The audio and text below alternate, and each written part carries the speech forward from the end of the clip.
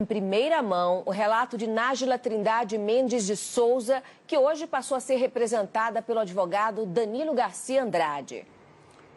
O assunto virou manchete em praticamente todo o mundo. Quem é, afinal, a jovem brasileira que afirma que o jogador Neymar a estuprou? Chegou o momento de tirar as dúvidas e de mostrar a história que ela tem para contar. Qual é o seu nome completo? Nájila Trindade Mendes de Souza. E quem é a Nájila Trindade Mendes de Souza? Uma pessoa comum, que trabalha, estuda, sou modelo, estudante de design de interiores, que gosta de esporte, que treina, dança, sou filha, mãe, pessoa comum. Vamos começar com duas perguntas essenciais. Você foi, de fato, vítima de estupro por parte do jogador Neymar ou foi uma relação sexual consentida? Fui vítima de estupro. Você foi vítima de estupro ou foi apenas uma agressão? Agressão juntamente com estupro. Você reafirma que foi vítima de estupro? Fui. Mas por que então seu primeiro advogado diz que você relatou a ele ter sido vítima de uma agressão, não de um estupro? Primeiro que ele não estava acreditando totalmente em mim. E eu senti preconceito da parte dele. Porque ele disse pra mim que... você vai ter que cortar a unha, a gente vai ter que levar isso pra frente, mas você... Então, o que deu a entender que você foi estuprada, você não foi estuprada, você deu porque você quis, você fez porque você quis. Então, eu não vou eu vou isentar essa parte, eu não vou colocar essa parte. Vou falar agressão porque eu tenho as provas, você me mostrou as provas da agressão, que foram as fotografias. E eu acho que ele só acreditou em mim porque ele viu a foto que o próprio Neymar mandou pra mim. Minha foto machucada. Como é que você conheceu o Neymar, Nájila? Através de uma rede social. Qual foi a rede social? Instagram. Como é que foram as conversas? Como é que você as escreve? Normal, eu mandei uma imagem pra ele, não era foto nude meu, era um texto. E ele respondeu e a gente começou a trocar mensagens. E depois de um tempo ele pediu o meu WhatsApp e eu passei. O próprio Neymar divulgou alguns trechos onde aparecem conversas de cunho sexual. Uhum. Quando é que essas conversas começaram? Naquele momento. Do WhatsApp. E você tinha ciência de que uma relação sexual poderia acontecer? Sim, o meu intuito era esse. Era o seu intuito? O meu intuito era ter uma relação sexual com ele. Desde quando você passou a pensar dessa forma? Quando eu comecei a falar com ele. Em que situação você viajou para Paris para encontrar o Neymar? Não, quem é que pagou a passagem? Ele. Ele pagou. E as suas despesas, quem pagou? Ele, do hotel. Isso ficou claro desde o início? Não, a gente conversou, eu conversei com ele como uma pessoa comum. Eu queria, era um intuito sexual, era um desejo meu. Acho que ficou até claro para ele isso. E ele perguntou quando eu poderia ir e eu disse, no momento eu não posso, questões financeiras, eu não podia ir. E também questão da minha agenda, do meu trabalho, enfim. E daí ele sugeriu, tá, mas eu posso resolver isso. E aí eu fui com a passagem. Você levou dinheiro seu também? Levei. Ou seja, você viajou para Paris com que expectativa, Nájila? De ficar com ele, de encontrar com ele. Isso de realizar uma possível, desejo meu. Isso incluiu uma possível relação sexual? Obviamente. Você pensava nisso? Sim. Estava preparada para isso? Estava. Era algo já consentido, consensual entre vocês? Era. Quando você chega a Paris, o que acontece? Eu vou pro hotel, ele me manda mensagem falando que ia para uma festa e que ia passar lá antes para me dar um beijo, para me cumprimentar antes de ir nessa festa. E a partir disso, o que acontece? Eu tinha um desejo de ficar com o Neymar. E quando eu chego lá, tava tudo bem, tava tudo legal as mensagens. Uhul, eu ia conseguir, entendeu? Só que quando ele estava agressivo, totalmente diferente daquele cara que eu conheci nas mensagens. Até aí, tudo bem. Como eu tinha muita vontade de ficar com ele, falei, ok, vou tentar manejar aqui. E a gente começou a trocar carícias, começou a ficar, a se beijar. E daí ele me despiu. Eu não Até achei... então foi tudo consensual? Foi. Até aí, tudo bem. Sim. Só que depois ele começou a me bater. E eu falei assim, nos primeiros, ok, tava tudo certo. Só que depois começou a me machucar muito. E eu falei, para. Você falou isso de forma clara? Falei, para, está doendo. E ele falou, desculpa, linda. Ok, continuamos.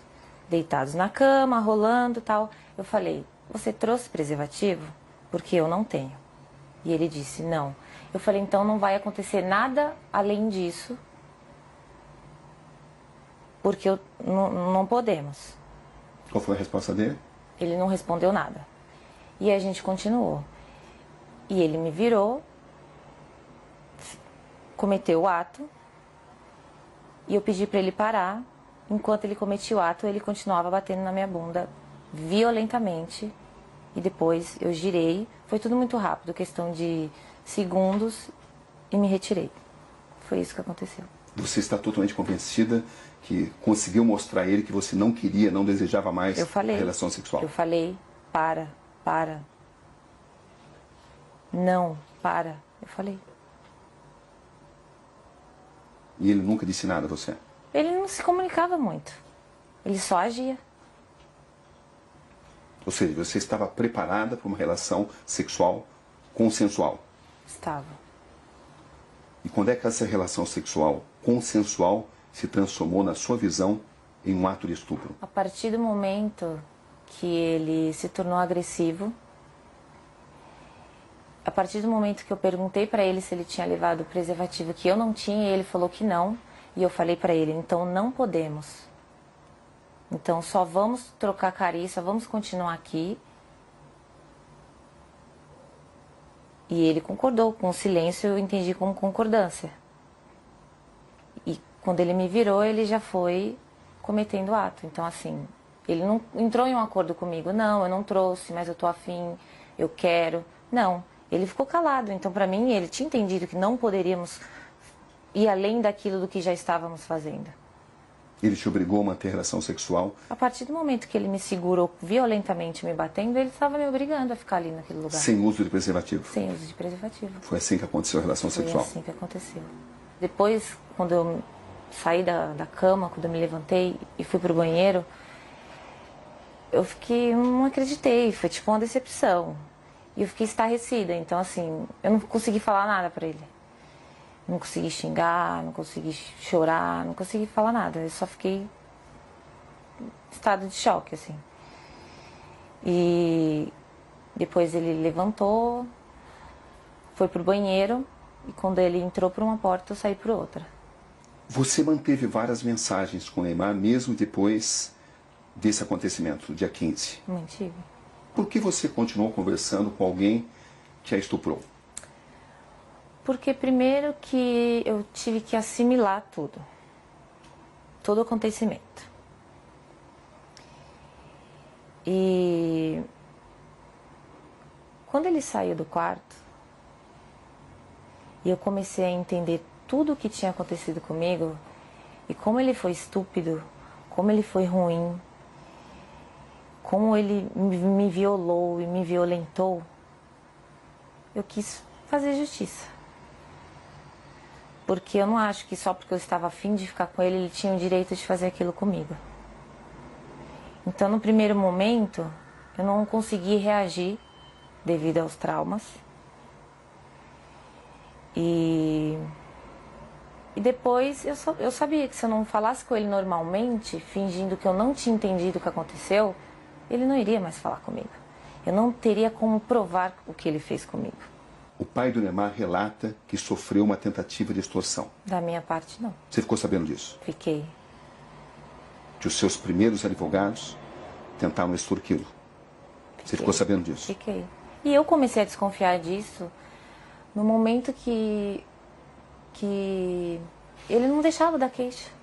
Você foi à polícia contra a vontade dos seus advogados? Foi. Inclusive, porque eu tomei essa decisão, ele decidiu abandonar o caso.